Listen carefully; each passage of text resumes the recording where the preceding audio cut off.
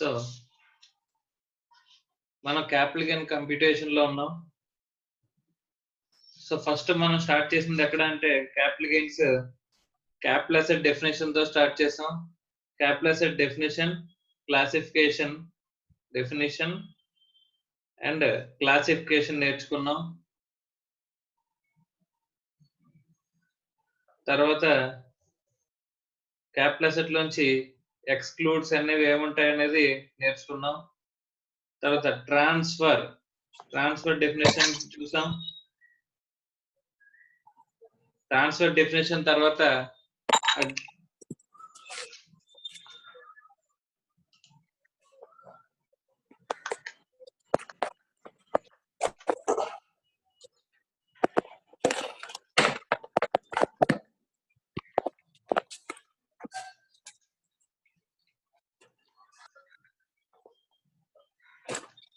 మా Sai Kiran sound of చేయండి. So transfer definition చూసాం. ఆ తర్వాత ట్రాన్స్ఫర్ లోకి ఎక్స్క్లూడ్స్ చూసాం. ట్రాన్స్ఫర్ నుంచి ఎక్స్క్లూడ్స్ చూసాము. తర్వాత కంప్యూటేషన్ గురించి మాట్లాడుకున్నాం. కంప్యూటేషన్ లో ఏమేమి ఆస్పెక్ట్స్ మాట్లాడుకున్నాం అంటే సెక్షన్ 48 కంప్యూటేషన్ అనేది ఏమేమి ఉన్నాయని చెప్పేసానంటే full value of the consideration. Computation లో ఏమేమి ఉన్నాయంటే full value of the consideration less expenses on transfer. So section 48 computation లో మనం నేర్చుకున్న ఆస్పెక్ట్స్ అండి. Full value of the consideration లో కన్సిడరేషన్ అనేది ఎక్కడెక్కడ ఎలా తీసుకోవాలనేది నేర్చుకున్నాం. చార్జబుల్ సెక్షన్ 45 లో చూసినప్పుడు లాస్ట్ కాలంలో కన్సిడరేషన్ అనేది ఎలా ఉండాలి ఏంటి అనేది ఏ ఆస్పెక్ట్స్ లో ఎక్కడ కన్సిడరేషన్ అనేది చెప్తాడని చెప్పేసి తీసుకున్నాం. అలాగే full value of the consideration లో స్పెషల్ ఆస్పెక్ట్స్ నేర్చుకున్నాం. లైక్ 50C 50CA అనే ఆస్పెక్ట్స్ మనం నేర్చుకున్నాం. తర్వాత ఎక్స్పెన్సెస్ ఆన్ ట్రాన్స్ఫర్ అంటే ఏంటో నేర్చుకున్నాం. తర్వాత తీసేస్తే నెట్ కన్సిడరేషన్ వస్తుంది. దానిలోంచి cost of acquisition and cost of acquisition లో స్పెషల్ ఆస్పెక్ట్స్ కూడా నేర్చుకున్నాం. స్పెషల్ ఆస్పెక్ట్స్ ఎక్కడెక్కడ మనం కాస్ట్ ఆఫ్ ఎక్విజిషన్ లో ఎలా క్యాలిక్యులేషన్ చేయాలో నేర్చుకున్నాం. తర్వాత కాస్ట్ ఆఫ్ ఇంప్రూవ్మెంట్ గురించి నేర్చుకున్నాం. తర్వాత ఇది షార్ట్ టర్మ్ అయితే ఇండెక్సేషన్ గురించి మాట్లాడుకున్నాం. ఇండెక్సేషన్ గురించి మనం మాట్లాడుకున్నాం. తీసేస్తే గ్రాస్ క్యాపిటల్ గెయిన్ వస్తుంది అని చెప్పేసి చెప్పుకున్నాం అండి. ఆ తర్వాత లెస్ అందులోంచి ఎగ్జంప్షన్స్ తీసేస్తే ఎగ్జంప్షన్స్ అనేవి ఏవైతే ఉన్నాయో మైనస్ చేస్తే మనకి ఏమొస్తుందంట టాక్సబుల్ క్యాపిటల్ గెయిన్. ఈ టాక్సబుల్ క్యాపిటల్ గెయిన్ వస్తుంది. సో ఇక్కడ వరకు మనం వచ్చామండి కంప్యూటేషన్ లో గ్రాస్ క్యాపిటల్ గెయిన్ వరకు వచ్చాం. Full value of the consideration, expense on transfer, cost of acquisition, cost of improvement, indexation వరకు చూసి గ్రాస్ క్యాపిటల్ గెయిన్ క్యాలిక్యులేట్ చేయడం వరకు వచ్చామండి. తర్వాత ఈ ఎగ్జంప్షన్స్ అనేవి మనం చెప్పుకుంటే కనుక అప్పుడు టాక్సబుల్ క్యాపిటల్ గెయిన్ అనేది అరైవ్ అవుతాము. ఓకే, ఈ కంప్యూటేషన్ ఎవరి గురించి సంబంధించింది అనుకున్నామండి? నాన్ డిప్రిసిబుల్ అసెట్ కి సంబంధించిన కంప్యూటేషన్ అని చెప్పేసి మాట్లాడుకున్నాం అండి. అది కాకుండా డిప్రిసిబుల్ అసెట్ కి సెపరేట్ కంప్యూటేషన్ ఉందా అంటే ఎస్ ఉంది అని చెప్పేసి అన్నారండి. దాని గురించి మనం తర్వాత మాట్లాడుకుందాం. Okay, right.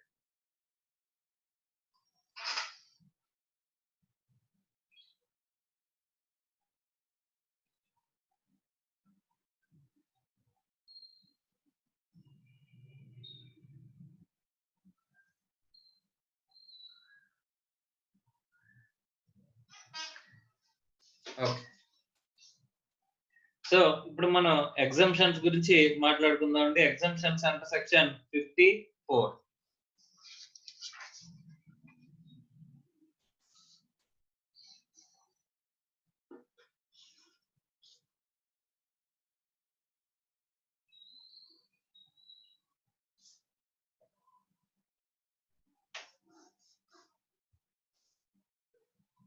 Exemptions under capital gain. ఈ ఎగ్జంప్షన్స్ కి సమ్ స్పెషాలిటీ అనేది ఉందంటండి. ఏంటి అంటే కనుక ఇవి ఇన్వెస్ట్మెంట్ బేస్డ్ ఎగ్జంప్షన్స్ అంటండి. ఏంటవి? Investment based exemptions. సార్ ఏంటి సార్ ఇన్వెస్ట్మెంట్ బేస్డ్ ఎగ్జంప్షన్స్ అని చెప్పేసానంటే ఏంటి స్పెషాలిటీ అని చెప్పేసానంటే ఇక్కడ ఇన్వెస్ట్మెంట్ చేయడం ద్వారా ఎగ్జంప్షన్ వస్తది. అంటే ఇక్కడ ఈ వచ్చిన క్యాపిటల్ గెయిన్ గాని, అవి ఉన్న నెట్ కన్సిడరేషన్ గాని as the case may be మనం చెప్పుకుంటాం. ఏం చేయాలంటే ఎక్కడొక్కడ ఇన్వెస్ట్ చేయాలంట. సో ఆ ఇన్వెస్ట్ చేయడం ద్వారా వాట్ వి విల్ గెట్ అక్కడ ఇన్వెస్ట్మెంట్ చేయడం ద్వారా మనకి ఏమొస్తుందంటే అండి ఎగ్జంప్షన్ అనేది వస్తుందంట. అంటే ఇక్కడ చెప్పుకున్న ప్రతి ఎగ్జంప్షన్ లోని ఇన్వెస్ట్మెంట్ అనేది మ్యాండేటరీ. ఇన్వెస్ట్మెంట్ అనేది మ్యాండేటరీ. సో ఇక్కడ మనం ఏం చేయాలంటే కనుక ఈ ఎగ్జంప్షన్స్ చదివేటప్పుడు ఒక టేబుల్ అనేది ప్రిపేర్ చేసుకోవాలంటండి. ఆ టేబుల్లో వేరియస్ కాలమ్స్ అనేవి పెట్టుకుని మనం ఆ టేబుల్ అనేది ప్రిపేర్ చేసుకోవాలంట. ఆ టేబుల్ అనేది ఎలా ప్రిపేర్ చేసుకోవాలి, అందులో ఉండే ఈచ్ అండ్ ఎవరీ ఆస్పెక్ట్ ఏంటనేది ఒకసారి మనం మాట్లాడుకుందాం. Okay right.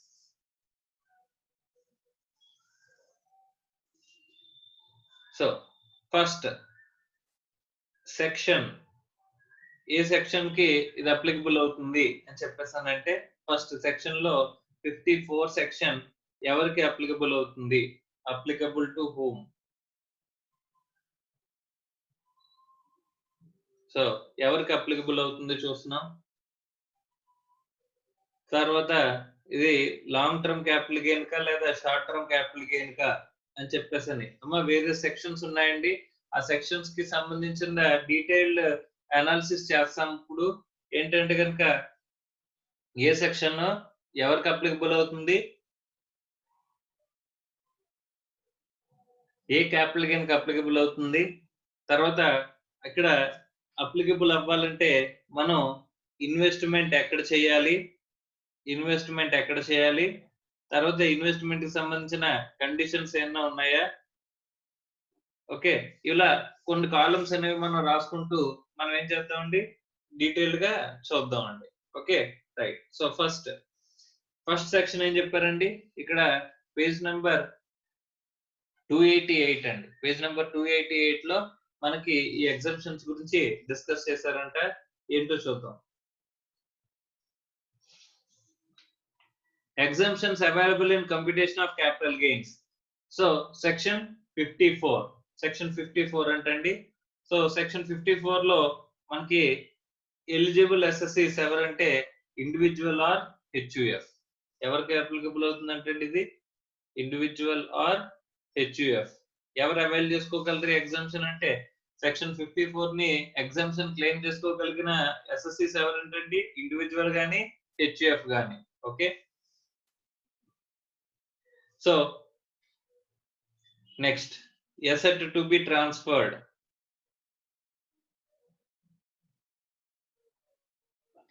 asset ఏ అసెట్ ట్రాన్స్ఫర్ చేయాలి, తర్వాత ఇక్కడ లాంగ్ టర్మ్ షార్ట్ టర్మ్ అనేది చూద్దాం. సో ఫస్ట్ ఇక్కడ మాట్లాడుకుంటే సెక్షన్ 54 అనేది ఇండివిజువల్ ఆర్ హెచ్యుఎఫ్ కి అప్లికబుల్ అవుతుంది. లాంగ్ టర్మ్ షార్ట్ టర్మ్ అంటే ఇట్ చూడండి residential house to be transferred అన్నాడు, it must be a long term capital asset అన్నాడు. సో కాబట్టి it is applicable to long term capital asset. Asset to be transferred ఏంటంటే residential house.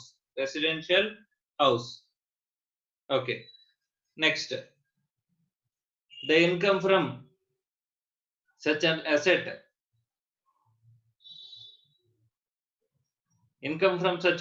is chargeable under the head income from house property. Conditions లో చెప్తున్నాడండి ఏంటంటే income from house ప్రాపర్టీలో ఈ residential house నుంచి వచ్చే income అనేది tax అవ్వాలి అని చెప్పేసి అని అంటున్నాడండి. Next the investment shall be in one residential house situated in India made by way of purchase within 1 year or before 2 years after the date of transfer అని చెప్పేసి అని అంటున్నాడు. Construction within a period of 3 years after the date of transfer అని చెప్పేసి అని అంటున్నాడు. Okay right. Investment అనేది ఎక్కడ చేయాలంటున్నాడండి రెసిడెన్షియల్ హౌస్ లో ఇన్వెస్ట్మెంట్ చేయాలి అని చెప్పేసి అని చెప్తున్నాడు.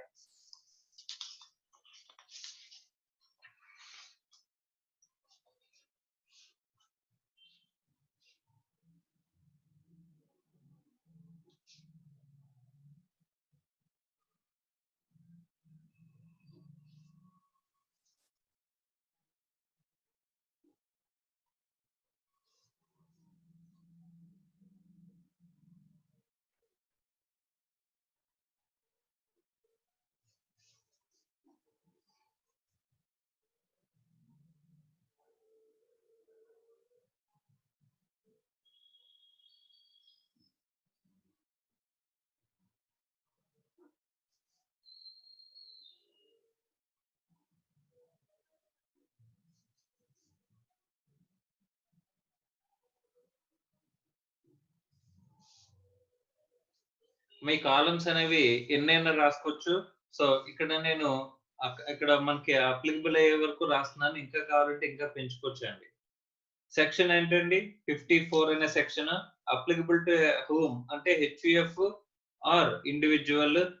తర్వాత ఎవరికి అప్లికబుల్ అవుతుందంటే లాంగ్ టర్మ్ క్యాపిటల్ గెయిన్ కి ఈ సెక్షన్ అనేది అప్లికబుల్ అవుతుంది.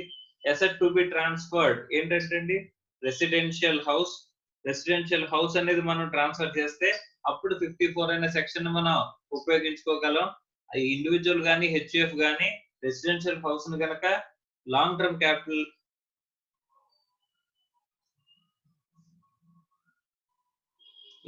క్యాపిటల్ అసెట్ ని ట్రాన్స్ఫర్ చేసినట్లయితే ఇండివిజువల్ గానీ హెచ్యుఎఫ్ గానీ రెసిడెన్షియల్ హౌస్ ని అది కూడా లాంగ్ టర్మ్ క్యాపిటల్ అసెట్ ని ట్రాన్స్ఫర్ చేసినట్లయితే అప్పుడు మనకి సెక్షన్ 54 అనేది అప్లికబుల్ అవుతుంది.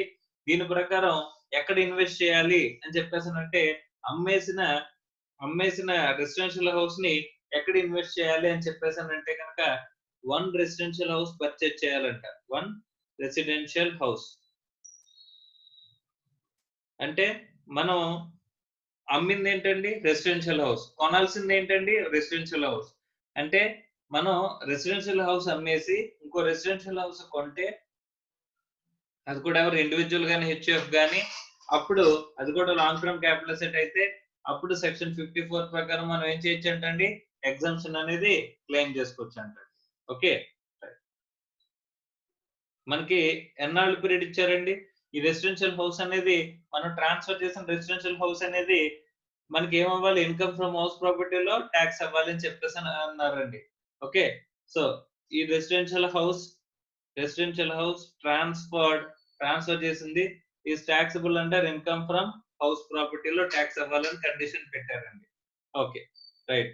నెక్స్ట్ పీరియడ్ మనకి ఎన్నాళ్ళు ఎంత టైం ఇస్తున్నారండి ఇన్వెస్ట్ చేయడానికి అని చెప్పేసానంటే మనం ఒకవేళ పర్చేజ్ అనుకుంటే కనుక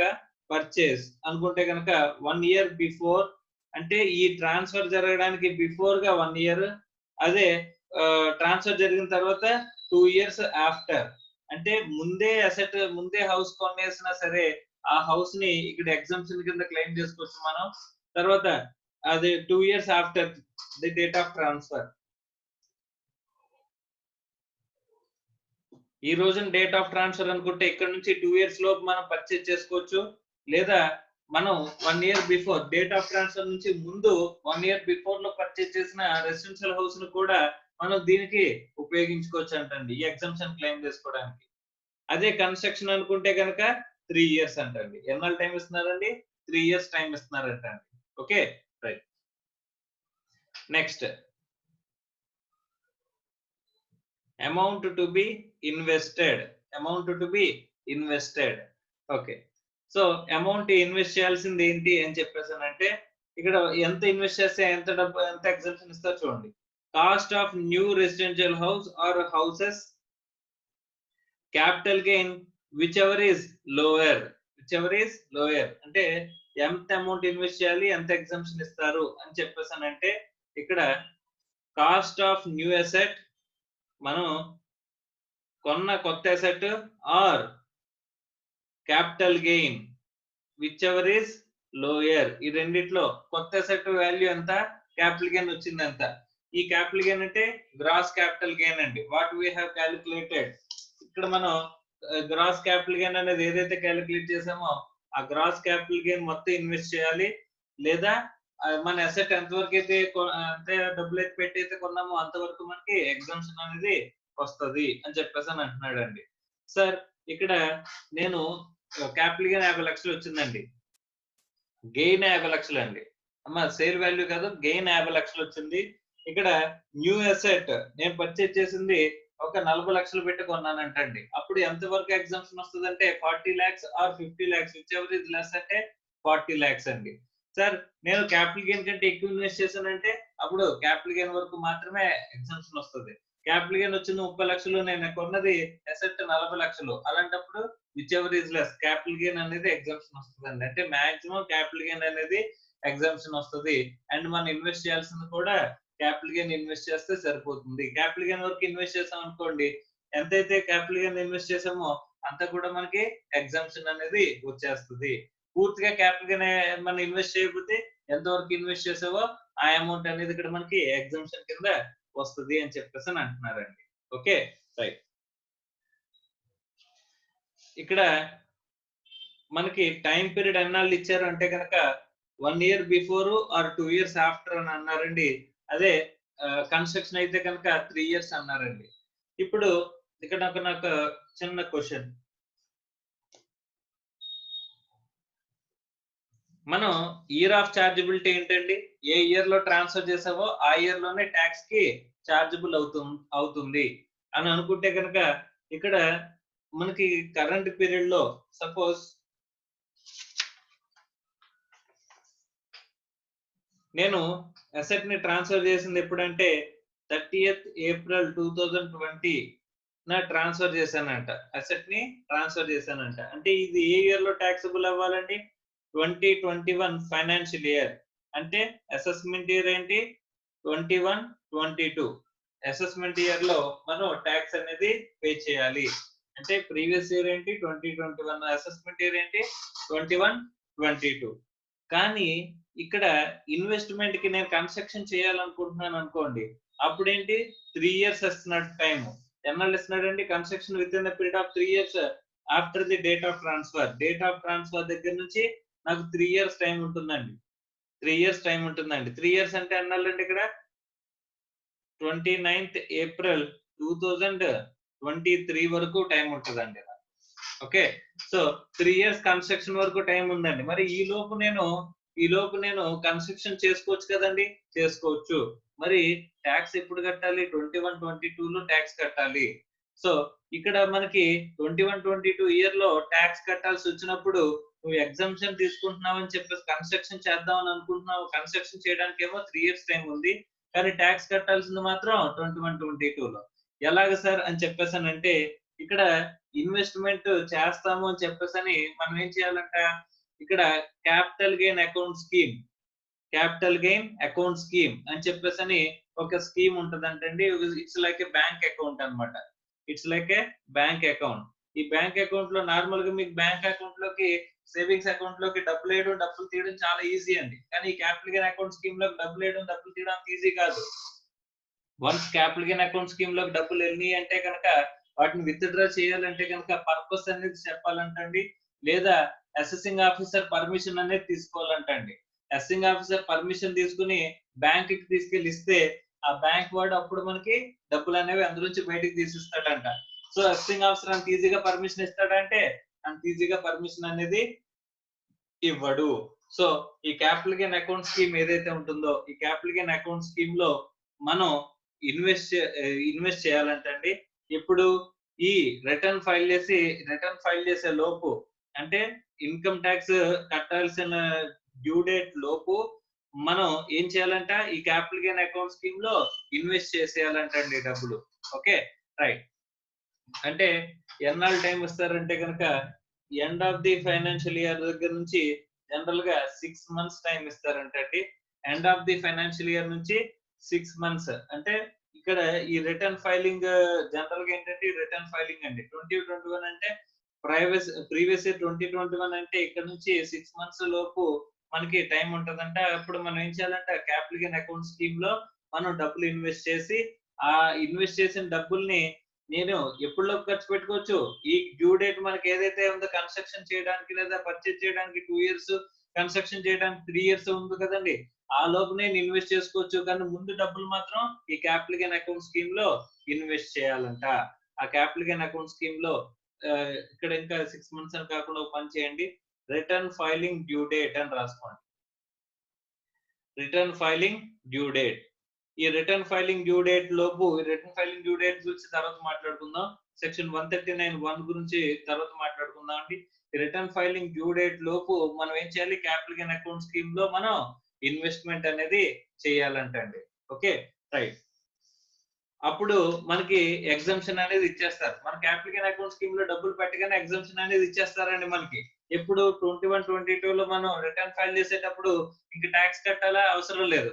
ఏమని చెప్పాం, క్యాపిటల్ గెయిన్ అకౌంట్ స్కీమ్ లో నేను సెపరేట్ గా డబ్బులు ఉంచాను, దేనికోసం, ఇన్వెస్ట్మెంట్ కోసం డబ్బులు ఉంచాను, అది 2023 లోపు నేను ఇన్వెస్ట్ చేసుకుంటాను అని చెప్పేసి నేను చెప్పొచ్చు అంటండి. ఓకే, వన్స్ ఇక్కడ ఈ అమౌంట్ ఈ క్యాపిటల్ గెయిన్ అకౌంట్ స్కీమ్ లో డబ్బులు వేసిన తర్వాత నేను యూటిలైజ్ చేయకుండా వేరే పర్పస్ కోసం విత్డ్రా చేస్తాను అనుకోండి, అప్పుడు ఏం చేయాలి, ఏ ఇయర్ లో నువ్వు విత్డ్రా చేసావో ఈ పర్పస్ కోసం ఉపయోగించలేదు, ఆ ఇయర్ లో ఏం చేస్తారండి, ట్యాక్స్ చేస్తారండి. లేదా నేను ఈ పీరియడ్ అయిపోయింది కానీ ఇక్కడ నాకు 2023 అయిపోయింది కానీ ఇంకా క్యాపిటల్ గెయిన్ అకౌంట్ స్కీమ్ లోనే డబ్బులు ఉంచేసానంట, ఆ డబ్బులు నేను యూటిలైజ్ చేయలేదంట. ఎప్పుడైతే డ్యూ డేట్ అయిపోతుందో అప్పుడు నువ్వు కండిషన్ సాటిస్ఫై చేయనట్టే, అప్పుడు ఇమ్మీడియట్ గా మళ్ళీ ఆ ఇయర్ లో, ఏ ఇయర్ లో నువ్వు కండిషన్ ఫెయిల్ అయ్యావో, సాటిస్ఫై చేయడం ఫెయిల్ అయ్యావో, ఆ ఇయర్ లో ఏం చేస్తారంటండి, ట్యాక్స్ చేస్తాము అని చెప్పేసి చెప్తున్నారంట. So this is capital gain account scheme. So capital gain account scheme అనేది ఎందుకు ఉంటే కనుక మనకి ఇక్కడ రిటర్న్ ఫైలింగ్ డ్యూ డేట్ కంటే ఎక్కువ పీరియడ్ మీకు ఏం చేశారండి, ఇన్వెస్ట్మెంట్ చేయడానికి అవకాశం ఇచ్చారు. కాబట్టి అక్కడ నువ్వు ఇన్వెస్ట్ చేయొచ్చు, చేయకపోవచ్చు. సో ఇన్వెస్ట్ చేయకపోతే మళ్ళీ అలాగా ట్యాక్స్ చేయాలి. కాబట్టి ఎడ్యుకేషన్ ఏం చెప్తున్నారండి, డబ్బుల్ని సపరేట్ గా ఉంచమంటున్నారండి. సార్ ఈ లోపు నేను ఎక్కడో ఖర్చులు పెట్టేసి నేను ఇన్వెస్ట్మెంట్ చేయడానికి నాకు దగ్గర డబ్బులు లేవు అని చెప్పేసి నేను అనుకుండా ఏం చేస్తున్నారండి, క్యాపిటల్ గెయిన్ అకౌంట్ స్కీమ్ లో ఇన్వెస్ట్ చెయ్యి. అంటే క్యాపిటల్ గెయిన్ అకౌంట్ స్కీమ్ లో ఒక సెపరేట్ అకౌంట్ లో ఆ డబ్బులు అనేవి పెట్టు. పెట్టిన తర్వాత ఈ క్యాపిటల్ గెయిన్ అకౌంట్ స్కీమ్ నుంచి కనుక నువ్వు డబ్బులు విత్డ్రా చేయాలంటే for the purpose of the construction or purchase జరగాలి, లేదా అసెసింగ్ ఆఫీసర్ పర్మిషన్ అన్నా తీసుకోవాలండి. అసెసింగ్ ఆఫీసర్ ఎప్పుడు పర్మిషన్ ఇస్తాడంటే నువ్వు క్యాపిటల్ గెయిన్ ట్యాక్స్ పే చేసేసిన తర్వాత అప్పుడు he will give the permission. So నువ్వు ఏదైతే క్యాపిటల్ గెయిన్ తర్వాత కడదామని చెప్పేసి, లేదా నువ్వు కన్స్ట్రక్షన్ అనేది చేద్దాం అనుకుంటున్నావు, ఆ పర్పస్ అనేది సర్వ్ అవ్వలేదు కాబట్టి నువ్వేం చేయాలి, క్యాపిటల్ గెయిన్స్ కట్టాలి. క్యాపిటల్ గెయిన్స్ కట్టేస్తే అసెసింగ్ ఆఫీసర్ లెటర్ ఇచ్చేస్తాడంట, మిగిలిన డబ్బులు నువ్వు విత్డ్రా చేసేసుకోవచ్చు అని చెప్పేసి. Okay, right. సో ఈ క్యాపిటల్ గెయిన్ అకౌంట్ స్కీమ్ లో మనం ఇన్వెస్ట్ చేయాల్సిన అమౌంట్ ఎంత అంటే, మనకి ఎంతైతే టాక్సిబుల్ అవుతుందంటే amount off to be invested, ఎంత ఇన్వెస్ట్ చేస్తే ఎంత ఎగ్జామ్షన్ వస్తుంది అంటే quantum of exemption. Capital gain invest చేస్తే క్యాపిటల్ గెయిన్ ఎగ్జామ్షన్ వచ్చేస్తుంది. కాబట్టి ఇక్కడ నువ్వు క్యాపిటల్ గెయిన్ అకౌంట్ స్కీమ్ లో పెట్టాల్సిన అమౌంట్ కూడా ఏంటి, అమౌంట్ టు బి ఇన్వెస్టెడ్. ఎంత అమౌంట్ ఇన్వెస్ట్ చేద్దాం అనుకుంటున్నావో ఆ అమౌంట్ అండి. So maximum capital gain amount వరకు నువ్వు ఏం చేయాలంటే క్యాపిటల్ గెయిన్ అకౌంట్ స్కీమ్ లో నువ్వు ఇన్వెస్ట్ చేయాలి. So that you will get a exemption. Okay, right. So ఇక్కడ మనం మాట్లాడుకున్న దాంట్లో సెక్షన్ 54 ఎవరికి అప్లికబుల్ అవుతుందండి, ఇండివిజువల్ ఆర్ హెచ్ఎఫ్ కి అప్లికబుల్ అవుతుంది. అసెట్ ట్రాన్స్ఫర్ చేసిన అసెట్ ఏమై ఉండాలి, లాంగ్ టర్మ్ క్యాపిటల్ అసెట్ అయి ఉండాలి, అది కూడా రెసిడెన్షియల్ హౌస్ అయి ఉండాలి. ఈ residential house income from house ప్రాపర్టీలో టాక్సిబుల్ అవుతూ ఉండాలి. మనం ఎక్కడ ఇన్వెస్ట్ చేయాలి, ఒక రెసిడెన్షియల్ హౌస్ లోనే ఇన్వెస్ట్ చేయాలి. తర్వాత అక్కడ పర్చేజ్ అయితే కనుక 1 year before or 2 years after date of transfer దగ్గర నుంచి 1 ఇయర్ బిఫోర్ కొన్న రెసిడెన్షియల్ హౌస్ కూడా ఈ ఎగ్జామ్షన్ లో తీసుకుంటాం. అలాగే 2 ఇయర్స్ ఆఫ్టర్, తర్వాత 3 ఇయర్స్ కన్స్ట్రక్షన్ టైం ఇచ్చాడండి. 3 ఇయర్స్ వరకు మనకి కన్స్ట్రక్షన్ పీరియడ్ అనేది ఇస్తున్నాడండి. అమౌంట్ టు బి ఇన్వెస్టెడ్ ఏంటి, cost of new asset or capital gain whichever is less. So amount ఏం చేయాలండి, క్యాపిటల్ గెయిన్ అకౌంట్ స్కీమ్ లో ఇన్వెస్ట్ చేయాల్సిన అవసరం ఉందా లేదా అంటే yes, we need to invest in capital gain account scheme. Capital gain account scheme లో మనం ఇన్వెస్ట్మెంట్ అనేది చెయ్యాలి అని చెప్పేసి అంటున్నాడండి. ఎందుకంటే ఇక్కడ మనకి రిటర్న్ ఫైలింగ్ డ్యూ డేట్ కంటే ఎక్కువ పీరియడ్ అనేది ఇన్వెస్ట్మెంట్ కి ఇచ్చాడు. కాబట్టి వాటిని ఆ డబ్బులు ఏం చేయమంటున్నాడు, సపరేట్ గా స్పెసిఫిక్ గా ఒక అకౌంట్ ఓపెన్ చేసి ఆ అకౌంట్ లో ఉంచండి. మీరు ఈ లోపు ఇన్వెస్ట్ చేసేస్తే ఓకే, అంటే రిటర్న్ ఫైలింగ్ డ్యూ డేట్ లోపు మీరు ఇన్వెస్ట్ చేస్తారనుకోండి ఓకే. ఒకవేళ ఇన్వెస్ట్ చేయలేకపోతే కనుక మీకు return filing due date return లో ఫైల్ చేసేటప్పుడు అందులో ఎగ్జామ్స్ నింపాలి అంటే కనుక ఖచ్చితంగా మీరు అమౌంట్ ఎక్కడ ఇన్వెస్ట్ చేయాలంట, క్యాపిటల్ గెయిన్ అకౌంట్ స్కీమ్ లో ఇన్వెస్ట్ చేయాలంట. సార్ నేను 30th April 2020 నాడు నేను ట్రాన్స్ఫర్ చేశానండి అసెట్ ని, నాకు రిటర్న్ ఫైలింగ్ కి డ్యూ డేట్ ఎప్పుడు అని చెప్పేసానంటే కనుక సపోజ్ ఇక్కడ 2021 కాబట్టి 21-22 అసెస్మెంట్ ఇయర్ అండి. ఈ అసెస్మెంట్ ఇయర్ లో డ్యూ డేట్స్ ఎలా ఉంటాయంటే కనుక ఫస్ట్ ఈ జనరల్ గా ట్యాక్స్ ఆడిట్ అప్లికబుల్ కాని ఎస్ఎస్సీస్ అందరికీ కూడా 31st July అండి return filing due date. Tax audit applicable assessees కి 30th September అండి. సో ఇలా డ్యూ డేట్స్ అనేవి ఉంటాయి. ఈ డ్యూ డేట్స్ లోపు మనం ఏం చేయొచ్చంట, రిటర్న్ ఫైలింగ్ అనేది చేయాలి. ఈ రిటర్న్ ఫైలింగ్ చేసే లోపు నేను ఏం చేయాలి, క్యాపిటల్ గెయిన్ అకౌంట్ స్కీమ్ లో ఇన్వెస్ట్మెంట్ అనేది చేయాల్సిన అవసరం ఉంటుంది. క్యాపిటల్ గెయిన్ అకౌంట్ స్కీమ్ లో ఇన్వెస్ట్మెంట్ అనేది చేయాల్సిన అవసరం ఉంటుంది అని చెప్పేసి చెప్పారండి. సో ఈ 31st July లోపు 31st July 2021 అండి. ఈ 31st July 2021 లోపు నేను అసెట్ కొనేసాను అనుకోండి, ప్రాబ్లమే లేదు, ఎగ్జామ్షన్ క్లెయిమ్ చేసేసుకోవచ్చు. నేను కొనుక్కోకపోతే నాకు కొనుక్కోవడానికి ఇంకో 2 years టైం ఉంది డేట్ ఆఫ్ ట్రాన్స్ఫర్ నుంచి. కన్స్ట్రక్షన్ చేద్దాం అనుకుంటున్నాను, అప్పుడు 3 years వరకు టైం ఉంటదండి. సో అలాంటప్పుడు 31st July 2021 లోపు నేను కొనుక్కోలేకపోతే అప్పుడు ఏం చేయాలంటే అండి, ఈ డబ్బులు తీసుకెళ్లి డబ్బులు తీసుకెళ్లి ఇన్వెస్ట్ చేయాలి. నీకు ఎంతైతే ఎగ్జామ్షన్ కోరుకుంటున్నావో, అంటే క్యాపిటల్ గెయిన్ ఎగ్జామ్షన్ కోరుకుంటున్నావు, లేదా కొంత అందుకంటే తక్కువ అమౌంట్ ని నువ్వు ఎగ్జామ్షన్ కోరుకుంటున్నావు, అంత అమౌంట్ ని తీసుకెళ్లి ఏం చేస్తారంటే అండి, క్యాపిటల్ గెయిన్ అకౌంట్ స్కీమ్ లో నీకు ఎంతవరకు అయితే ఎగ్జామ్షన్ కావాలో అంతవరకు కూడా నువ్వు డబ్బులు తీసుకెళ్లి ఏం చేయాలి, క్యాపిటల్ గెయిన్ అకౌంట్ స్కీమ్ లో ఇన్వెస్ట్ చేయాలి అని చెప్పేసి చెప్పారండి. సో దట్ ఏమవుతుందండి, ప్రస్తుతానికి ఎగ్జామ్షన్ అనేది ఇచ్చేస్తారండి. తర్వాత ఈ డ్యూ డేట్ లోపు కన్స్ట్రక్షన్ అంటే కన్స్ట్రక్షన్, అలాగే పర్చేజ్ అంటే పర్చేజ్ డ్యూ డేట్ ఉంటుంది కదా, ఆ డ్యూ డేట్ లోపు మనం ఏం చేయాలి, ఆ పర్పస్ కి డబ్బులు అనేవి ఉపయోగించాలి. ఒకవేళ మిస్యూటిలైజ్ చేసినా మనం ఉపయోగించకపోయినా అదేం చేస్తారండి, ట్యాక్స్ చేసేస్తారు. ఏ ఇయర్ లో మిస్యూటిలైజ్ చేసామో ఆ ఇయర్ లో ట్యాక్స్ చేసేస్తారు. ఏ ఇయర్ లో యూటిలైజ్ చేయలేదు ఆ ఇయర్ లో ఏం చేస్తారంటండి, ట్యాక్స్ చేసేస్తారంటండి. Okay right. సో ఈ క్యాపిటల్ గెయిన్ అకౌంట్ స్కీమ్ అంటే లేక బ్యాంక్ అకౌంట్ అండి. అంత ఈజీయా సార్ డబ్బులు తీయడం? లేదండి. అయితే ఈ పర్పస్ మనం ఏంటి, కన్స్ట్రక్షన్ పర్పస్ పర్చేజ్ పర్పస్ అన్నాం కాబట్టి ఆ పర్పస్ చూపించి అమౌంట్ విత్డ్రా చేయాలి. లేదు అనుకుంటే అసెసింగ్ ఆఫీసర్ దగ్గర నుంచి లెటర్ అనేది తెచ్చుకోవాలండి. అసెసింగ్ ఆఫీసర్ లెటర్ ఎప్పుడు ఇస్తాడండి, నువ్వు కట్టాల్సిన క్యాపిటల్ గెయిన్స్ ట్యాక్సెస్ అన్ని కట్టిస్తే అప్పుడు వాడు లెటర్ ఇస్తాడంటండి, క్యాపిటల్ గెయిన్ అకౌంట్ స్కీమ్ నుంచి డబ్బులు విత్డ్రా చేసుకోవచ్చు అని చెప్పేసి. లేకపోతే మనకు పర్మిషన్ అనేది ఇవ్వడంట. సో అలా సెట్ అసైడ్ చేస్తారంటండి funds. Capital gain account scheme లో మీకు సెట్ అసైడ్ చేసి మీకు ఇన్వెస్ట్మెంట్ అనేది చేపిస్తారంట. Okay right.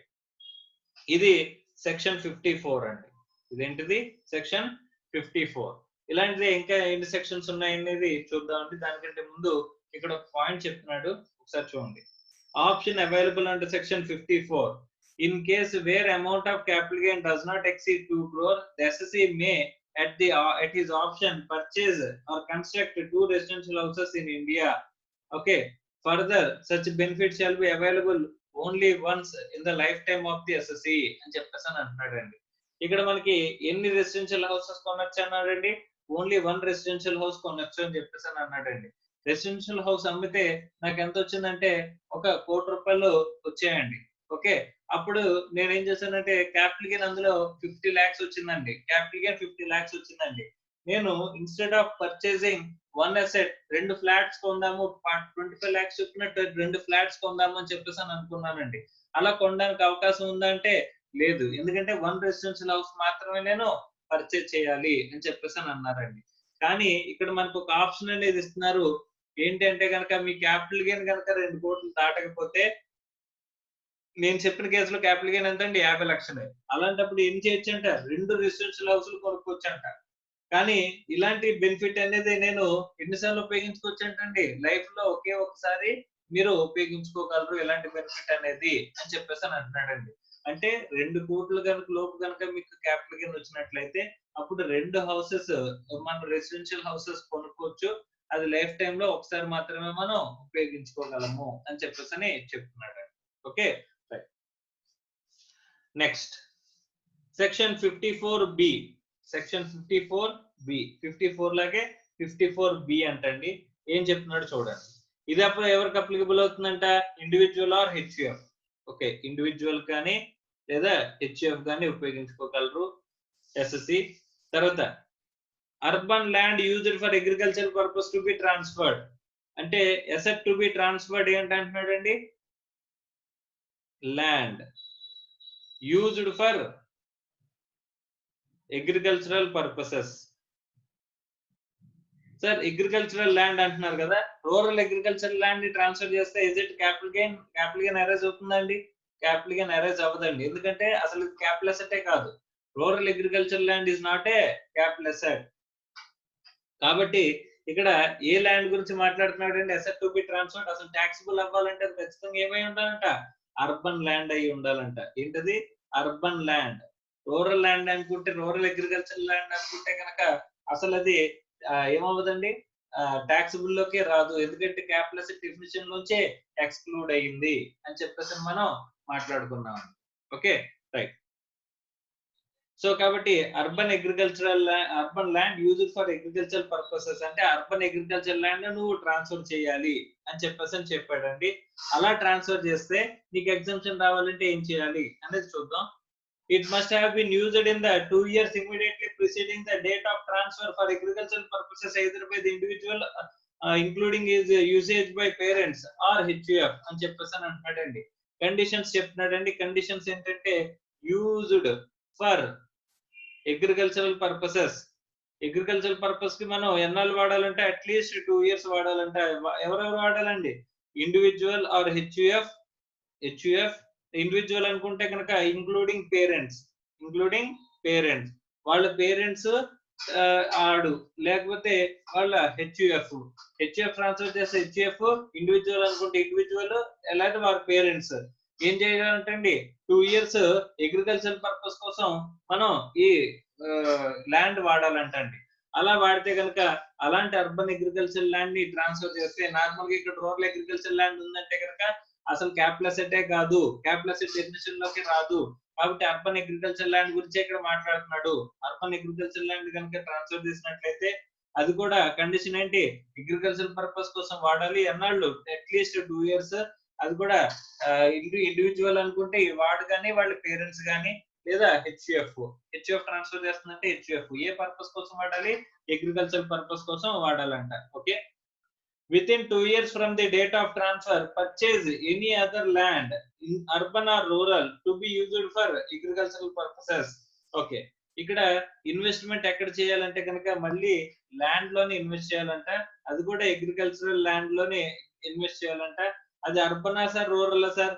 Urban or rural ఏదైనా పర్లేదు, కానీ అమ్మేటప్పుడు మాత్రం అర్బన్ ల్యాండ్, ఎందుకంటే రూరల్ ల్యాండ్ నాట్ ట్యాక్సిబుల్ కాబట్టి. కానీ కొనేటప్పుడు అర్బన్ ల్యాండ్ గానీ రూరల్ ల్యాండ్ గానీ ఏదైనా అవ్వచ్చు. ఏ పర్పస్ కోసం? అగ్రికల్చర్ పర్పస్ కోసం కొనాలి. ఎప్పుడులోపు కొనాలంటే అండి 2 years. 2 years from the date of transfer. 2 years from date of transfer. Date of transfer దగ్గర నుంచి 2 years లోపు మనం కొనాలంట. సరే, ఇక్కడ ఇది capital gain account scheme applicable అవుతుందా? ఎస్, 2 years టైం ఇచ్చారు కాబట్టి మనం క్యాపిటల్ గెయిన్ అకౌంట్ స్కీమ్ అనేది చెక్ చేయాల్సిన అవసరం లేదా? Yes, capital gain account scheme అనేది అక్కడ ఇన్వెస్ట్ చేయాలని చెప్పేసి అని అంటున్నారండి. అంటే రిటర్న్ ఫైలింగ్ డ్యూ డేట్ లోపు మనం క్యాపిటల్ గెయిన్ అకౌంట్ స్కీమ్ లో ఇన్వెస్ట్ చేయాలి. అప్పుడే మాత్రమే మనకి ఎగ్జామ్షన్ అనేది వస్తుంది, ఒకవేళ తర్వాత ఇన్వెస్ట్ చేసినా సరే. Okay, right. Next, amount to be invested ఏంటండి? Cost of land or new agricultural land or capital gain whichever is less అని చెప్పేసి అని అంటున్నాడండి. అంటే ఇక్కడ చూడండి, cost of new land, agricultural land purchased or capital gain whichever is less. ఇక్కడ కూడా ఎంత ఇన్వెస్ట్ చేయాలండి? మాక్సిమం క్యాపిటల్ గెయిన్ ఇన్వెస్ట్ చేయాలి. క్యాపిటల్ గెయిన్ ఇన్వెస్ట్ చేస్తే మనకి ఇక్కడ ఎగ్జామ్షన్ అనేది వస్తుంది అని చెప్పేసి అని అంటున్నాడండి. ఓకే సార్, ఇక్కడ ఇది లాంగ్ టర్మ్ కి అప్లికబుల్ అవుతుందా, షార్ట్ టర్మ్ కి అప్లికబుల్ అవుతుందా అని చెప్పేసి అంటే ఇక్కడ స్పెసిఫిక్ గా ఏమీ చెప్పలేదు కాబట్టి ఇక్కడ ఏమవుతుందండి? Long term capital asset or short term capital asset రెండిట్లో దేనికైనా సరే మనకి అప్లికబుల్ అవుతుంది. ఓకే, స్పెసిఫిక్ గా లాంగ్ టర్మ్ అంటే లాంగ్ టర్మ్, లేదా లాంగ్ టర్మ్ గానీ షార్ట్ టర్మ్ గానీ. Okay, right. సో 54 క్లెయిమ్ చేసుకునేది ఎప్పుడండి? రెసిడెన్షియల్ హౌస్ ట్రాన్స్ఫర్ చేయాలి. అక్కడ ఎవరు? ఇండివిజువల్ గానీ హెచ్ఎఫ్ గానీ రెసిడెన్షియల్ హౌస్ ట్రాన్స్ఫర్ చేయాలి. That to long term capital asset నే ట్రాన్స్ఫర్ చేయాలి. అప్పుడు మళ్ళీ ఏం కొనాలి, రెసిడెన్షియల్ హౌసే కొనాలి, ఒక రెసిడెన్షియల్ హౌస్ కొనాలి. అదే ఇంకొక ఆప్షన్ అయితే ఉంది ఇక్కడ ఏంటంటే కనుక క్యాపిటల్ గెయిన్ అనేది 2 crores కంటే తక్కువ, 2 crores కంటే తక్కువ ఉంది అని అనుకుంటే కనుక మనం రెండు హౌసెస్ కన్స్ట్రక్షన్ అనేది, రెండు హౌసెస్ అనేది పర్చేజ్ ఆర్ కన్స్ట్రక్షన్ అనేది చేసుకోవచ్చు. So that you will get a exemption. ఆ లైఫ్ టైమ్ లో ఒకసారి మాత్రమే రెండు హౌసెస్ ఒకసారి ట్రాన్స్ఫర్ చేస్తే రెండు హౌసెస్ కన్స్ట్రక్షన్ చేయడానికి పర్చేజ్ చేయడానికి ఆప్షన్ అనేది ఇస్తాడు. తర్వాత అమౌంట్ టు బి ఇన్వెస్టెడ్ ఏంటి, cost of new asset or capital gain whichever is less అనేది మనకి అమౌంట్ ఆఫ్ ఎగ్జామ్షన్. సో ఏది ఇన్వెస్ట్ చేయాలంటే ఇక్కడ క్యాపిటల్ గెయిన్ వరకు ఇన్వెస్ట్ చేయాలి. Okay right. ఎంతవరకు ఎగ్జామ్షన్ ఇస్తారు, నువ్వు ఇన్వెస్ట్ చేసిన అమౌంట్ కానీ క్యాపిటల్ గెయిన్ కానీ రెండింటిలో ఏది తక్కువ అయితే అమౌంట్ ఎగ్జామ్షన్ కింద ఇస్తారంటండి. Okay right.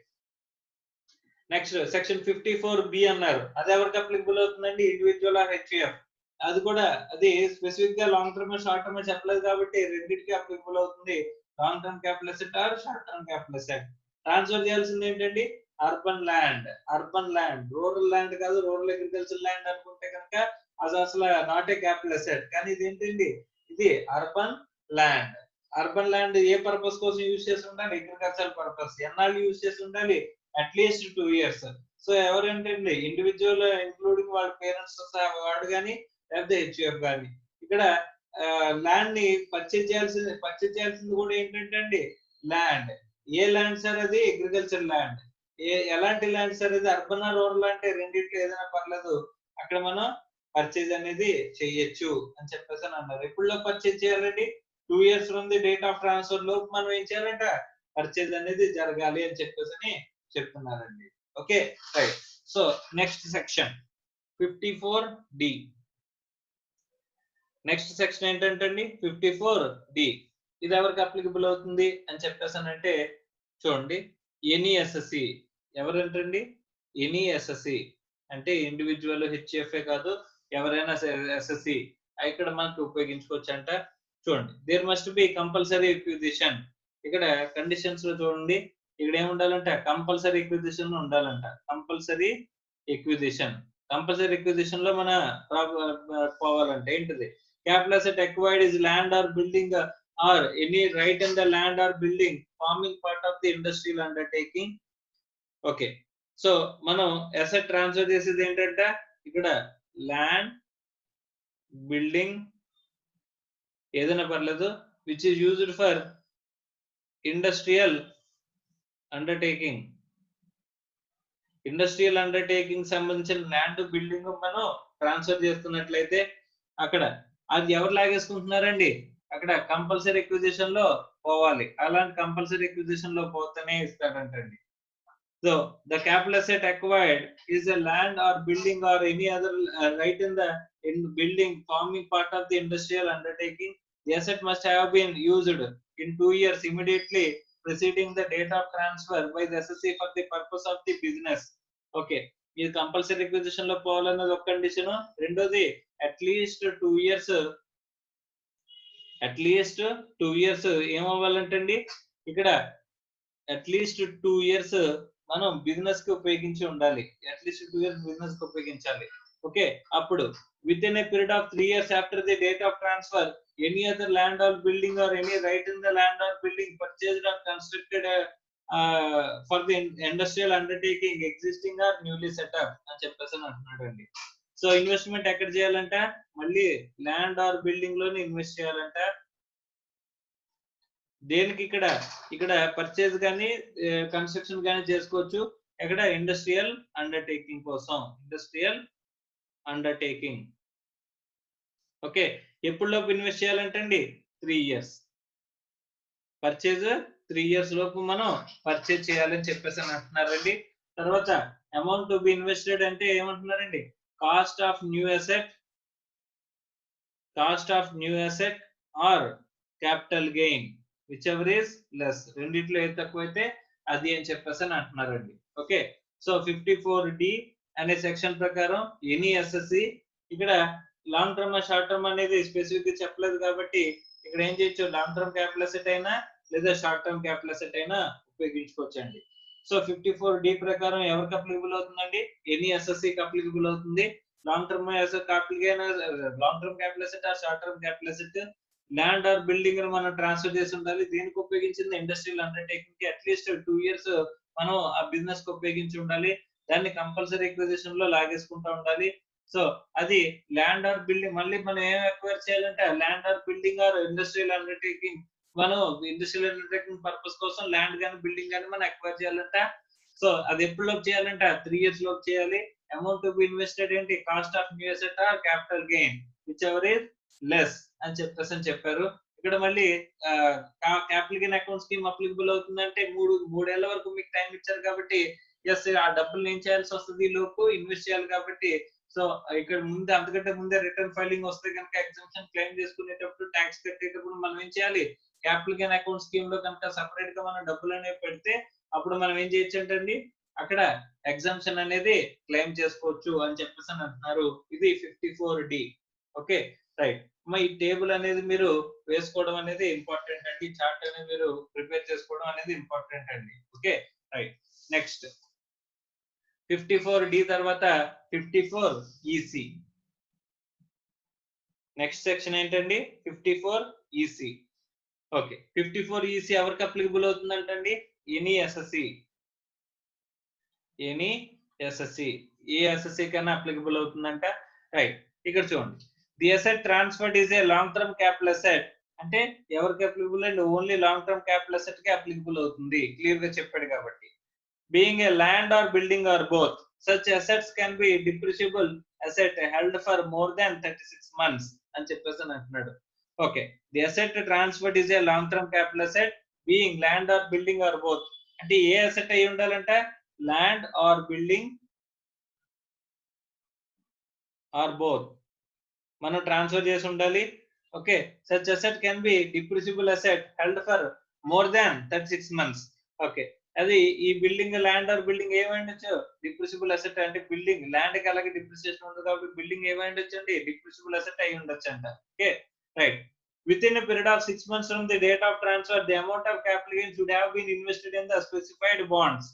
అమౌంట్ ఎక్కడ ఇన్వెస్ట్ చేయాలంటే కనుక స్పెసిఫైడ్ బాండ్స్ లో ఇన్వెస్ట్ చేయాలంట. స్పెసిఫైడ్ బాండ్స్ ఎన్నాళ్ళ లోపు అండి with in 6 months from the date of transfer. So date of transfer దగ్గర నుంచి 6 months లోపు మనం ఇన్వెస్ట్ చేసేయాలి అని చెప్పేసి అని అంటున్నాడండి.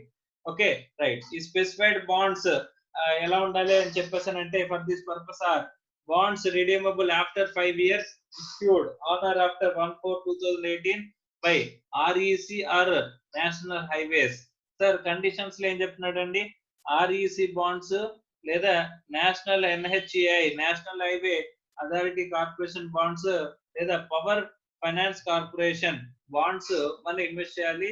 ఇక్కడ ఎన్నాళ్ళు అంటండి redeemable after 5 years redeemable after 5 years 5 years తర్వాత రిడీమ్ చేసుకునేలాగా ఈ రూరల్ ఎలక్ట్రిఫికేషన్ బాండ్స్ లేదా national highway authority limited bonds లేదా PF power finance corporation bonds మనం ఇన్వెస్ట్ చేయాలంట. ఇక్కడ ఎన్నాళ్ళు మనకి లాక్ ఇన్ పీరియడ్ ఉండాలంటే ఆ బాండ్స్ కి 5 years. ఇక్కడ ఎప్పుడులోపు ఇన్వెస్ట్ చేయాలంటే 6 months లోపు ఇన్వెస్ట్ చేసేయాలంటే డేట్ ఆఫ్ ట్రాన్స్ఫర్ దగ్గర నుంచి 6 months లోపు మనం ఇన్వెస్ట్ చేయాలని చెప్పేసి అని అంటున్నారండి. ఓకే అలాగే ఇంకా ఏం బాండ్స్ అంటున్నారండి Indian railway finance corporation bonds అన్న అయ్యి ఉండొచ్చు అంటండి. Okay SSC shall not transfer or convert or avail loan or advance on the security of the above bonds within a period of 5 years from the date of acquisition అని చెప్పేసి అంటున్నాడు. ఇక్కడ ఎన్నాళ్ళ తర్వాత రిడెంప్షన్ జరగాలండి 5 years తర్వాత. ఈ 5 years లోపు sir నేను బాండ్ కి అగ్నెస్ట్ గా లోన్ తీసుకోవచ్చా లోన్ తీసుకోకూడదు అంటండి. సో ఆ బాండ్ ని నేను కన్వర్ట్ చేసుకోవచ్చా కన్వర్ట్ చేసుకోకూడదంట. సో కన్వర్షన్ చేసుకోకూడదు. ఆ తర్వాత దాన్ని మీద లోన్ లాంటివి అవైల్ చేయకూడదు అంటండి. అవైల్ చేస్తే కండిషన్స్ బ్రీచ్ చేసినట్టే. కండిషన్స్ బ్రీచ్ చేస్తే ఏం చేస్తారండి ఇమ్మీడియట్ గా ట్యాక్స్ చేసి పడేస్తారంటండి. Okay right. Next quantum of exemption ఎంతవరకు ఎగ్జంప్షన్ ఇస్తాడు అని చెప్పేసానంటే ఇక్కడ ఏం చెప్తున్నాడు చూడండి amount invested in a specified bonds or capital gains whichever is less. Amount invested or capital gain whichever is less. ఈ రెండిట్లో ఏది తక్కువైతే ఆ అమౌంట్ మీకు ఎగ్జామ్షన్ ఇస్తాను అని చెప్పేసి అని అంటున్నాడండి. కానీ కండిషన్స్ లో ఒక కండిషన్ చెప్తున్నాడండి. ఆ కండిషన్ అనేది మాక్సిమం ఇంపార్టెంట్ అండి. The maximum amount of investment made during the financial year in which transfer is made in the subsequent financial year does not exceed 50 lakhs అని చెప్పేసి అని అంటున్నాడండి. Very very important. ఏంటంటే కనుక మనం అమౌంట్ ఇన్వెస్ట్ చేసింది ఎంత దాటకూడదు అని చెప్పేసానంటే ఏ ఇయర్ లో ట్రాన్స్ఫర్ చేసామో year of transfer and year of transfer తో పాటుగా మనకి సబ్సిక్వెంట్ ఇయర్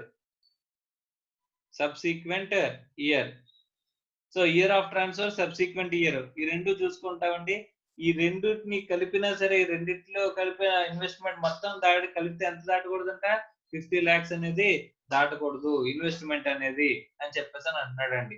అంటే ఈ సెక్షన్ ప్రకారం నువ్వు ఎంత వరకు క్లెయిమ్ చేసుకోగలవు 54 EC అనేది సెక్షన్ ప్రకారం నువ్వు ఎంత వరకు క్లెయిమ్ చేసుకోగలవు 50 lakhs వరకు అమౌంట్ ఇన్వెస్ట్ చేసింది కానీ లేకపోతే ఇన్వెస్ట్ ట్రాన్స్ఫర్ చేసిన ఇయర్ కానీ సబ్సిక్వెంట్ ఇయర్ ని కలిపి మనం ఇన్వెస్ట్ చేయగలిగిన మాక్సిమం అమౌంట్ ఎంత అంటే 50 lakhs మనం ఇన్వెస్ట్ చేయగలమంట.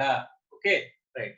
సరే ఇక్కడ ఆ ఇయర్ కానీ ఇయర్ ఆఫ్ ట్రాన్స్ఫర్ కానీ సబ్సిక్వెంట్ ఇయర్ కానీ అని ఎందుకు వచ్చింది సార్ అని చెప్పేసానంటే ఏం చేశారు అంటే కనుక మన వాళ్ళు ఇప్పుడు సపోజ్ ఇంతకు ముందు 50 lakhs ఇయర్ కు ఉండేదండి. ఇయర్ 50 lakhs అని ఉండేదండి. సపోజ్ ఇక్కడ ఫస్ట్ ఫిబ్రవరి 2020 నాడు అసెట్ ని ట్రాన్స్ఫర్ చేశారనుకోండి. అక్కడ నుంచి ఎప్పటిలోపు ఇన్వెస్ట్ చేయొచ్చు అంటే 6 months లోపు ఇన్వెస్ట్ చేయొచ్చు. 6 months లోపు ఇన్వెస్ట్ చేయొచ్చు అంటే ఎప్పటి వరకు అండి అంటే ఇక్కడ 1st August 2020 లోపు మనం ఇన్వెస్ట్ చేయొచ్చండి. 1st August 2020 లోపు 6 months మనకు టైం ఉంటుంది కాబట్టి ఇక్కడ ఏం జరిగింది అని చెప్పేసానంటే ఇక్కడ 2 financial years కవర్ అవుతున్నాయి. 2021, 22 మార్చ్ వరకు ఒక ఇయర్ అయిపోతుంది. మార్చ్ తర్వాత ఇంకో ఇయర్ వస్తుంది. సో ఇక్కడ ఏం చేసేవారంటే ఇక్కడ 50 lakhs ఇన్వెస్ట్ చేసేవారు, ఇక్కడ 50 lakhs ఇన్వెస్ట్ చేసేవారు. సో ఇయర్ కి 50 lakhs కాబట్టి ఈ రెండు 50 lakhs లో ఇన్వెస్ట్ చేసి టోటల్ గా 1 crore ఇక్కడ ఎగ్జామ్షన్ కింద క్లెయిమ్ చేసుకునేవారండి. కానీ మాక్సిమం అమౌంట్ ఇప్పుడు మనం క్లెయిమ్ చేసుకోగలిగిన అమౌంట్ ఎంత 50 lakhs మాత్రమే. అందుకని ఇక్కడ కండిషన్ ఏం పెట్టారంటే ఆ ఇయర్ లో గానీ ఇయర్ ఆఫ్ ట్రాన్స్ఫర్ లో గానీ దాని సబ్సిక్వెంట్ ఇయర్ లో గానీ రెండిట్లో నీ మాక్సిమం ఎంత అంటే 50 lakhs మనం క్లెయిమ్ చేసుకోగలము అని చెప్పేసి మనకి చెప్పారండి. కాబట్టి ఇంతకు ముందులాగా ఉండే ఆప్షన్ అనేది ఇప్పుడు పోయింది. ఓన్లీ ఆ ఇయర్ ఆఫ్ ట్రాన్స్ఫర్ దాని సబ్సిక్వెంట్ ఇయర్ మాక్సిమం ఎంత క్లెయిమ్ చేసుకోగలం అంటే అండి 50 lakhs మాత్రమే క్లెయిమ్ చేసుకోగలం అని చెప్పేసి చెప్తున్నారంట. Okay right.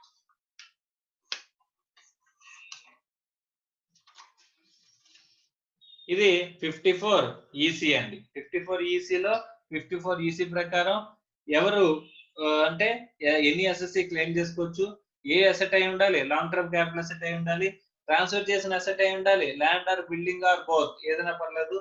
సో ఎక్కడ ఇన్వెస్ట్ చేయాలి స్పెసిఫైడ్ బాండ్స్. ఆ బాండ్స్ ఏంటి ఆ rural electrification corporation, NHAI bonds, PFC, IRFC bonds లో మనం ఇన్వెస్ట్ చేయాలి.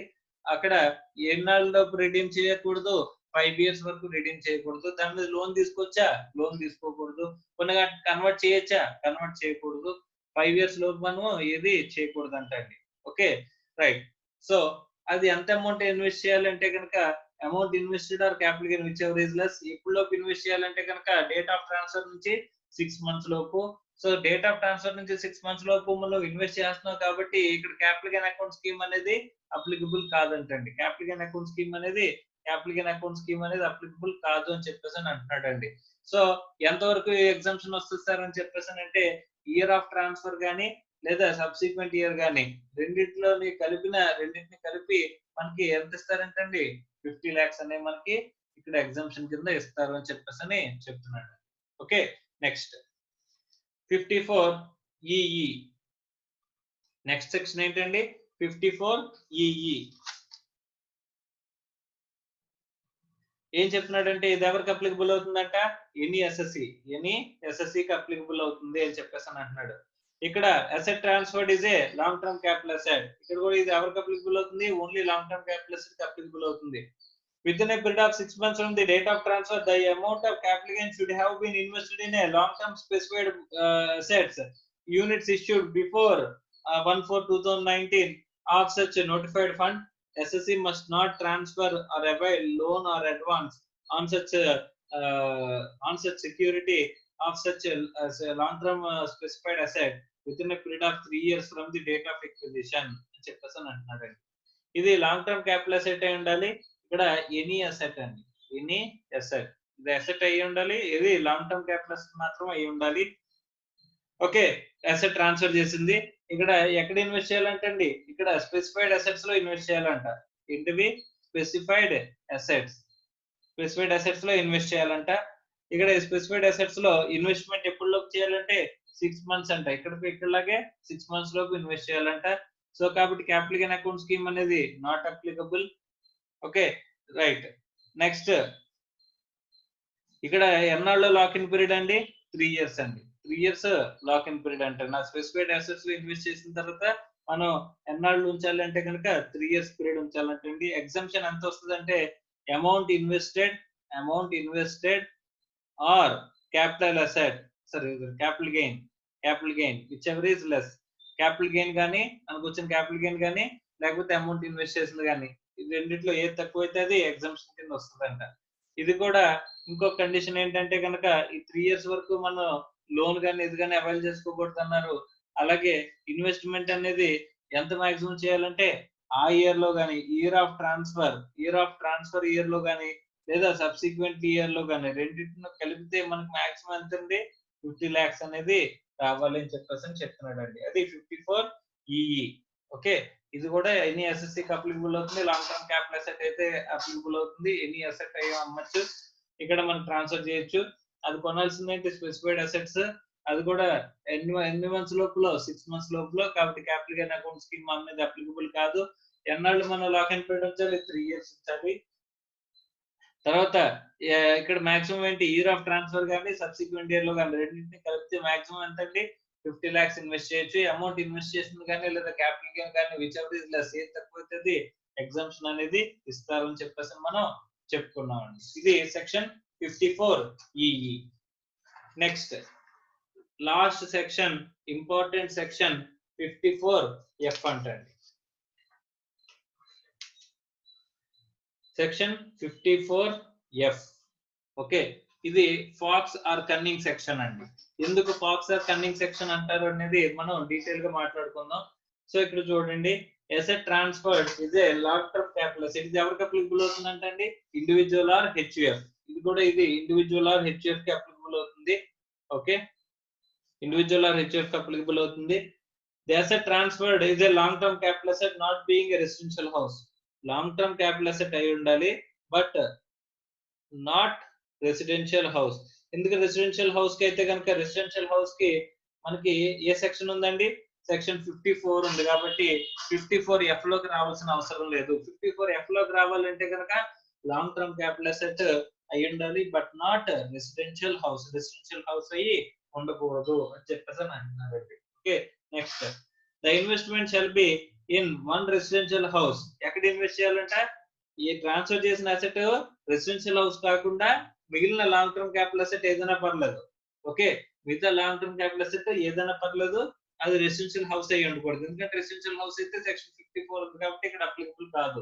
కాబట్టి రెసిడెన్షియల్ హౌస్ కాకుండా ఇంకేదైనా long term capital asset. Okay, investment in the one residential house. ఎక్కడ ఏం కొనాలంటే అండి? వన్ రెసిడెన్షియల్ హౌస్ కొనాలంట. ఎప్పుడు లోపు అంటే అండి? Time period purchase 1 year before or 2 years after. అదే కన్స్ట్రక్షన్ అనుకుంటే 3 years. ఎక్కడ విన్నట్టుంది సార్? సో మనకి సేమ్ 54 లో సెక్షన్ లో చెప్పిన ప్రొవిజన్స్ ఏనండి. అక్కడ రెసిడెన్షియల్ హౌస్ ట్రాన్స్ఫర్ చేయాలి, ఇక్కడ రెసిడెన్షియల్ హౌస్ కాకుండా మిగిలింది ట్రాన్స్ఫర్ చేయాలి. అక్కడ ఏం కొనాలి? వన్ రెసిడెన్షియల్ హౌస్ కొనాలి, ఇక్కడ కూడా వన్ రెసిడెన్షియల్ హౌస్ కొనాలి. ఇక్కడ ప్రీవియస్ ఇయర్స్ పర్చేజ్ అనుకుంటే 1 year before or 2 years after. అదే కన్స్ట్రక్షన్ అనుకుంటే 3 years అండి. Okay, the SSC does not own more than one residential house other than the new asset on the date of transfer. ఇక్కడ important అండి, conditions లో మనం asset అమ్మేటప్పుడు ఇక్కడ ఏం చేయాలంటే ఒక రెసిడెన్షియల్ హౌస్ ఉండొచ్చు అంట మనకి. SSC does not own more than one residential house other than the new asset on the date of transfer. మనం ఇప్పుడు కొత్తగా కొన్ని అసెట్ ఏదైతే ఉంటుందో డేట్ ఆఫ్ ట్రాన్స్ఫర్ రోజుకి మనకి ఏ అసెట్ ఉండొచ్చండి, ఒక అసెట్ అనేది ఉండొచ్చంట. Only one asset is allowed. Asset allowed. Okay, as on date of transfer. So మనకి అక్కడ ఒక 10 ఇళ్ళు ఉన్నాయనుకోండి, అందులో ఒక ఇల్లు ఒక ల్యాండ్ అమ్మాము. ఇప్పుడు ల్యాండ్ అంటే రెసిడెన్షియల్ హౌస్ కాదు కాబట్టి ల్యాండ్ అమ్మితే 54F క్లెయిమ్ చేసుకోవచ్చు. సో అలాంటి ల్యాండ్ అమ్మాను, నా దగ్గర 10 ఇళ్ళు ఉన్నాయి అనుకుంటే కనుక ఈ క్లెయిమ్ 54F నో. ఎందుకంటే కనుక the assessee does not own more than one residential house other than the new asset on the date of transfer. Date of transfer రాస్తున్నాడు, మనకి ఎన్ని అసెట్స్ ఉండొచ్చండి, అక్కడ వన్ రెసిడెన్షియల్ హౌస్ అనేది ఉండొచ్చు. ఉంటే మాత్రమే ఎగ్జంప్షన్ అనేది క్లెయిమ్ అవుతుంది అని చెప్పేసి అంటున్నాడండి. The assessee does not purchase within a period of 2 years, 2 years after the date of transfer, or does not construct within a period of 3 years after the date of transfer any residential house other than the new asset. అంటే ఇప్పుడు మనం కొనుక్కునే asset ఏదైతే ఉందో, కొనుక్కునే asset అంటే new asset అండి, అలా కన్స్ట్రక్ట్ చేసే అసెట్ అయితే న్యూ అసెట్ అండి. ఇది కాకుండా ఇంక ఏ ఫర్దర్ అసెట్స్ కొనొచ్చా ఈ పీరియడ్ లో మనం no new asset.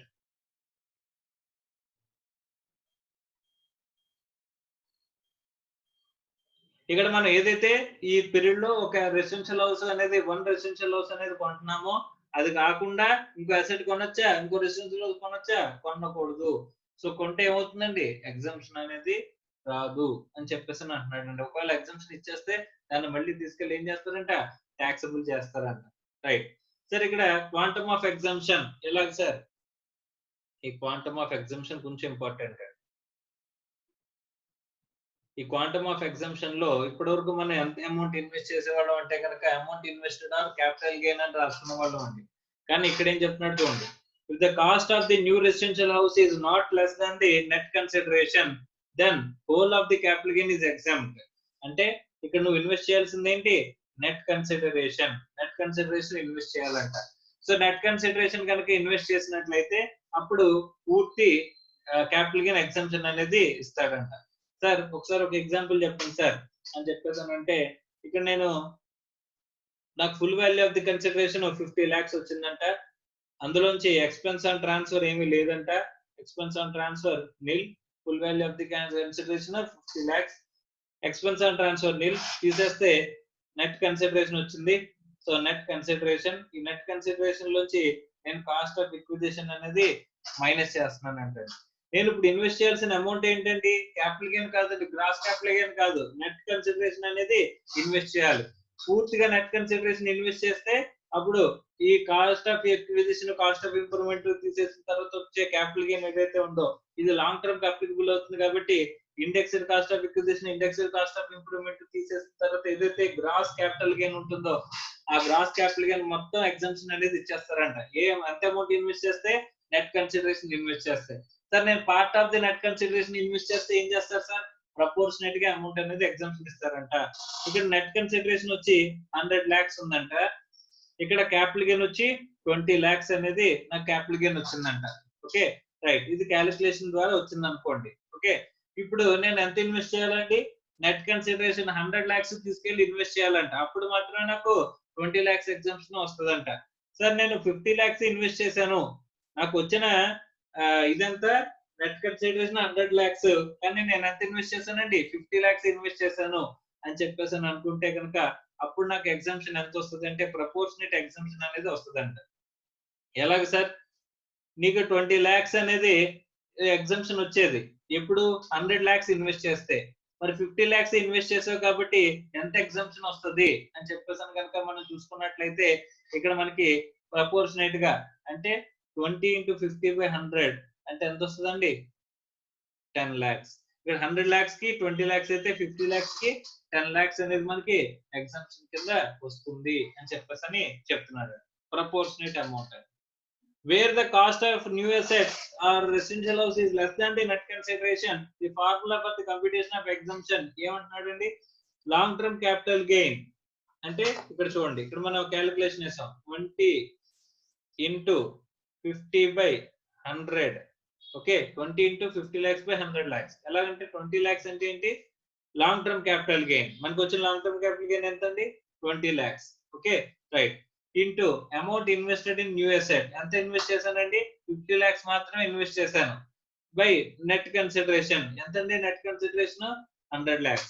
So 50 lakhs by 100 lakhs into 20 lakhs అంటండి. అంటే ఇక్కడ మనకు వచ్చిన క్యాపిటల్ గెయిన్ లో ప్రపోర్షనేట్ అమౌంట్ ఎలా క్యాలిక్యులేట్ చేస్తారంటే 20 lakhs క్యాపిటల్ గెయిన్ వస్తే కనుక 20 lakhs క్యాపిటల్ గెయిన్ ని నేను ఏం చేస్తానంటే అండి, so amount invested divided by ఇక్కడ నెట్ కన్సిడరేషన్ అనేది తీసి ప్రపోర్షనేట్ మనం ఎగ్జామ్షన్ మనం ఇస్తున్నాం అంటండి. ప్రపోర్షనేట్ ఎగ్జామ్షన్ ఎంత అవుతుంది? 10 lakhs అవుతుంది. Okay right. Where the amount deposited is not utilized wholly or partly for the purpose of new asset అనుకుంటే కనుక, అంటే క్యాపిటల్ గెయిన్ అకౌంట్ స్కీమ్ లో ఇన్వెస్ట్ చేయాలా అంటే మనకి టైం అనేది మోర్ దాన్, ఇక్కడ కన్స్ట్రక్షన్ కి 3 years టైం ఉంది, పర్చేజ్ కి 2 years టైం ఉంది, కాబట్టి మనం ఏం చేయాలి? క్యాపిటల్ గెయిన్ అకౌంట్ స్కీమ్ లో ఇన్వెస్ట్మెంట్ కంపల్సరీ అండి. ఒకవేళ ఆ క్యాపిటల్ గెయిన్ అకౌంట్ స్కీమ్ లో ఇన్వెస్ట్ చేసిన amount with in the period లో మనం స్పెసిఫిక్ టైం లో మనం ఉపయోగించకపోతే ఏం చేస్తారు sir? Balance amount in capital gain in respect of which exemption was claimed but not utilized into amount of original capital gain by net consideration అనేది తీసుకుని tax చేస్తారంట. ఎంతైతే నేను క్యాపిటల్ గెయిన్ అకౌంట్ స్కీమ్ లో నేను యూటిలైజ్ చేయంది ఉందో, unutilised amount ఉందో, unutilised amount ఏం చేస్తారంటే ట్యాక్స్ చేస్తాము అని చెప్పేసి చెప్తున్నారండి. So this is with respect to section 54F. 54F అంటే ఎందుకు కన్నింగ్ సెక్షన్ అన్నా అంటే, ఇప్పటి వరకు మనం చూసిన వాటిలో అన్నిటిలోని ఇన్వెస్ట్మెంట్ అంటే క్యాపిటల్ గెయిన్ ఇన్వెస్ట్మెంట్ అన్నారండి. కానీ ఇక్కడ మాత్రం ఇన్వెస్ట్మెంట్ అంటే ఏమంటున్నారండి? Quantum of exemption, net consideration invest చేయాలి. నెట్ కన్సిడరేషన్ పూర్తిగా ఇన్వెస్ట్ చేస్తే ఇక్కడ పూర్తి క్యాపిటల్ గెయిన్ ఎగ్జంప్షన్ వస్తుంది. నెట్ కన్సిడరేషన్ పూర్తి అమౌంట్ ఇన్వెస్ట్ చేయకపోతే, సో నెట్ కన్సిడరేషన్ వచ్చింది 100 lakhs, నువ్వు ఇన్వెస్ట్ చేసిన 50 lakhs అనుకుంటే కనుక అప్పుడు ఎంతవరకు ఎగ్జంప్షన్ వస్తుందండి? ఆ ప్రపోర్షనేట్ ఎగ్జంప్షన్ మాత్రమే మనకి వస్తుంది అని చెప్పేసి ఫార్ములా కూడా మనకి ఇవ్వడం జరిగింది. So this is with respect to 54F అంటండి. ఓకే, సో దీన్ని ఫాక్స్ ఆర్ కన్నింగ్ సెక్షన్ అని చెప్పేసి మనకి చెప్పుకుంటాం. ఎందుకంటే మిగతా అన్ని చోట్ల క్యాపిటల్ గెయిన్ ఇన్వెస్ట్ చేస్తే సరిపోతుంది అనుకున్న చోట ఇక్కడ మాత్రం నెట్ కన్సిడరేషన్ ఇన్వెస్ట్ చేయాలని చెప్పేసి మనకి చెప్తున్నారు. Okay right. సో ఇక్కడతో మనకి ఏం కంప్లీట్ అయ్యింది అంటే ఎగ్జంప్షన్స్ కంప్లీట్ అయినాయి అండి. ఎగ్జంప్షన్స్ అంటే ఏమేమి ఉన్నాయండి? సెక్షన్ 54, 54B, 54D, తర్వాత 54EC, 54EE అండ్ 54F అనే ఎగ్జంప్షన్స్ అనేవి మనకి టోటల్ గా డిస్కస్ చేసాము. ఎగ్జంప్షన్స్ అనేవి మనకు ఉన్నాయి. ఇందులో లాంగ్ టర్మ్ కి అప్లికబుల్ అయ్యే ఎగ్జంప్షన్స్ ఏంటి ఉన్నాయి అని చెప్పేసి అంటే కనుక, సో మనం చూస్తే 54 లాంగ్ టర్మ్ కి అప్లికబుల్ అవుతుంది. 54B long term or short term. తర్వాత 54D అది కూడా long term or short term. Next 54EC long term, 54EE long term, తర్వాత 54F లాంగ్ టర్మ్ అండి. సో ఇవి లాంగ్ టర్మ్ కి అప్లికబుల్ అయ్యే, లాంగ్ టర్మ్ క్యాపిటల్ అసెట్ కి అప్లికబుల్ అయ్యే ఎగ్జంప్షన్స్ అని చెప్పేసి మనం మాట్లాడుకున్నాము. రైట్. సో ఇవన్నీ ఏ ఎగ్జంప్షన్స్ అనుకున్నామండి? ఇన్వెస్ట్మెంట్ బేస్డ్ ఎగ్జంప్షన్స్ అని చెప్పేసి మనం చెప్పుకున్నామండి. Okay right.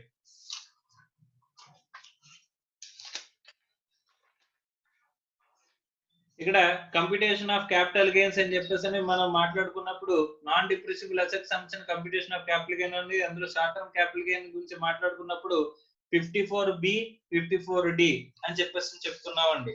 ఇక్కడ మనం చూసిన దాంట్లో 54B, 54D ఈ రెండిట్లో మాత్రమే మనకి ఏమన్నారు? Long term or short term అని అన్నారు.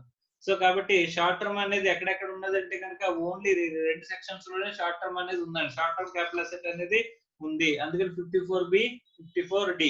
నెక్స్ట్ ఇక్కడ మిగతా సెక్షన్స్ చూడండి. 54 ఇక్కడేమో లాంగ్ టర్మ్ క్యాపిటల్ గెయిన్స్ కి సంబంధించింది 54, 54B, 54D, 54EC, 54EE, 54F అన్ని చోట్ల ఏం అప్లికబుల్ అవుతుందండి? లాంగ్ టర్మ్ క్యాపిటల్ అసెట్ కి అప్లికబుల్ అవుతుంది. This is with respect to exemptions from the capital gain. Capital gain నుంచి ఎగ్జంప్షన్స్ అంట. సో ఇక్కడతో మనకి ఏం కంప్లీట్ అయిందంటే కనుక full value of the consideration చూసాం, అది లాంగ్ టర్మ్ అయినా షార్ట్ టర్మ్ అయినా. తర్వాత ఎక్స్పెన్స్ అండ్ ట్రాన్స్ఫర్ చూసాం. తర్వాత నెట్ కన్సిడరేషన్ అంటే తెలుసు, కాస్ట్ ఆఫ్ ఎక్విజిషన్ తెలుసు, కాస్ట్ ఆఫ్ ఇంప్రూవ్మెంట్ తెలుసు, వాటి ఇండెక్సేషన్ అనేది మనకి తెలుసు, ఇండెక్సేషన్ గురించి తెలుసు. అలాగే ఎగ్జంప్షన్స్, ఏ ఎగ్జంప్షన్స్ అన్నారండి? Investment based exemptions, investment based exemptions. గురించి మనం మాట్లాడుకున్నాం. అది ఎవరికి అప్లికబుల్ అవుతుంది, ఎప్పుడు ఇన్వెస్ట్ చేయాలి ఎలాగా అనేది మనం చూసామండి. ఎగ్జంప్షన్ 50 ఇక్కడ ఇది ఇన్వెస్ట్మెంట్ బేస్డ్ ఎగ్జంప్షన్స్ అనుకున్నాం.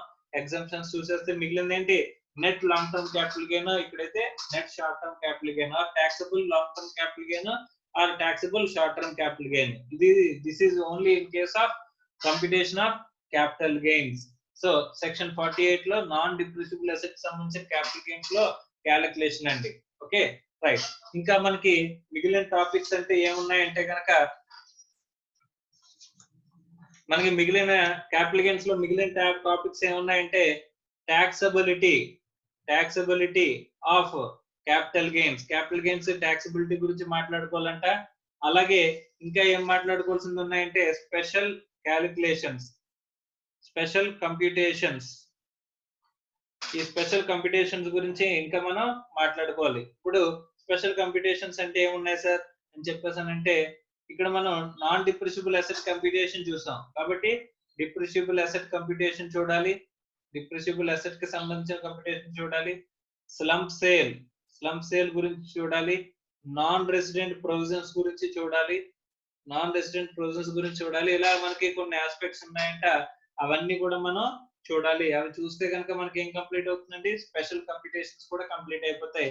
అలాగే క్యాపిటల్ గెయిన్స్ ని ఎలా ట్యాక్స్ చేస్తాము అని చెప్పేసానంటే, capital gain is taxable under special rates and normal rates అనుకున్నాం.